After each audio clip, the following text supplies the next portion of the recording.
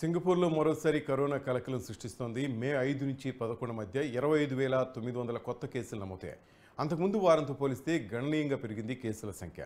మరో 4 వారాల్లో కేసుల సంఖ్య గరిష్ట స్థాయికి చేరొచ్చని ఇక్కడ ఆరోగ్య శాఖ మంత్రి తెలియజేశారు. తగినన్ని ఆసుపత్రి బెడ్స్ అందుబాటులో ఉంచేందుకు ప్రభుత్వం కూడా ఏర్పాట్లు చేస్తోంది. బహిరంగ ప్రదేశాల్లో మాస్కులు ధరించాలని ప్రజలకు సూచించింది సింగపూర్ ప్రభుత్వం.